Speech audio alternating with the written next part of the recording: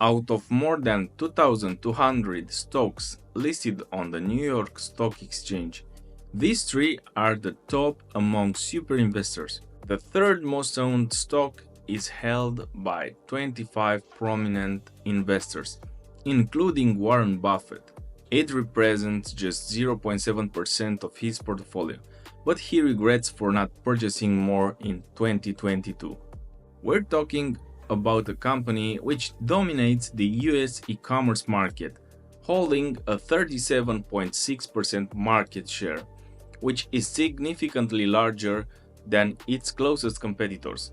To put this into perspective, its market share is nearly 6 times greater than Walmart's and over 10 times larger than Apple's. This company is Amazon, and one of the fastest growing segment is web services. AWS is the largest player in the cloud infrastructure market, contributing a significant portion of Amazon's operating income. $9.43, the estimated EPS in 2027, minus $2.9 in 2023 equals 6.53, and divided by 2.9 equals 2.25. Multiplied by 100, it's 225% growth from 2023 to 2027. And this reflects Amazon's ability to scale its high-margin businesses, even as it continues to invest in growth initiatives. Amazon's return on invested capital stands around 14%, lower than some peers. As AWS and advertising grow as a share of revenue, ROIC is expected to improve, further strengthening the company's competitive edge. It's true I would like to see it above 20. Amazon's PE ratio currently sits at approximately 47, pretty high but lower than its 5-year average of 57.33. This elevated valuation reflects high investor expectations for its long-term growth potential. The price-to-free cash flow ratio indicates that Amazon is trading at a premium, being the highest in its history. Price-to-free cash flow ratio of 54.72 is greater than its 3-year average of 36.63, and also greater than its 5-year average of 24.11. The price is at its highest, well above the 50 moving average and 200 moving one on the weekly chart. Amazon dominates the e-commerce in the US and cloud computing. However, its elevated valuation reflects significant optimism, leaving little margin for error. The next stock is held by 31 investors, including Lilu and Terry Smith. Google Search, YouTube, and other Alphabet-owned platforms collectively control the share of the global digital advertising market. This dominance generates consistent revenue and strong margins even if there are concerns about the AI search. Google Cloud continues to see rapid adoption, with its revenue growing at double-digit rates.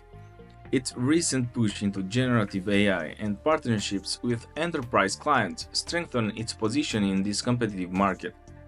Alphabet's investments in other bets like Waymo, self-driving cars, and healthcare ventures have the potential to unlock new multi-billion-dollar revenue streams in the long run.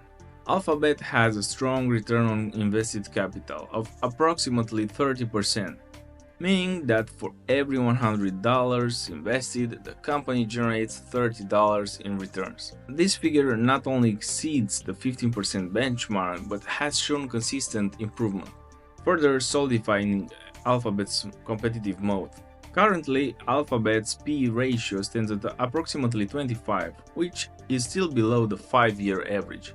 This suggests that the stock might be undervalued. Alphabet's price-to-free cash flow ratio is above historical norms, indicating that the market has high expectations for its future. And the most owned stock by super investors, including Bill and Melinda Gates, Terry Smith, and another 31s, is Microsoft. One key aspect of Microsoft is its high level of predictability. Over recent years, its EPS has consistently grown, frequently meeting analyst expectations. The outlook remains strong, with expectations of rapid growth. According to future projections, the EPS is anticipated to reach approximately $17.8 by 2027, compared to $11.8 in 2024. This is a significant 50% increase.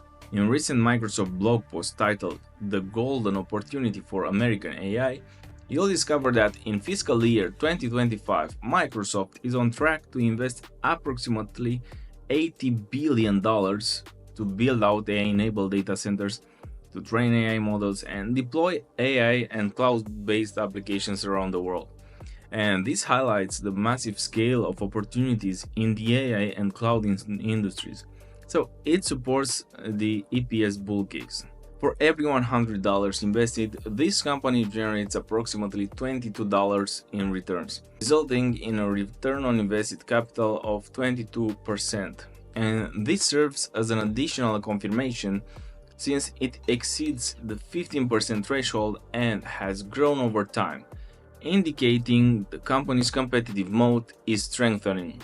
Microsoft is an excellent dividend payer, having consistently increased its dividend over time with a compound annual growth rate exceeding 10% over the past 5 years.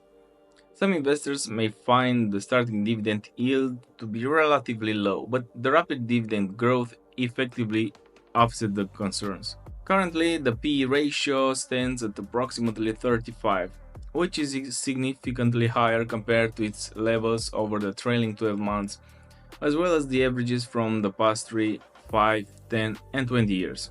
It's nearing its historical peak. A high PE ratio suggests that investors are paying a premium for the company's earnings. And this means that the stock is overvalued compared to its historic. The same applies to the price to free cash flow ratio, which is currently at its highest level. This also suggests that the stock is overvalued relative to its cash flow generation. Looking at the free cash flow yield, we can see that it's at its lowest, so it's an overvaluation sign. The price has recently experienced a pullback and is now sitting at the 50-week moving average on the weekly chart. Microsoft remains a dominant player in the technology sector with strong financials and strategic investments that suggest continued growth potential. However, its current valuation reflects a premium, and investors should weigh this against the potential risks, such as deceleration in cloud service growth. For long-term investors, Microsoft presents a compelling opportunity, though it may be prudent to monitor market conditions for a more favorable entry point.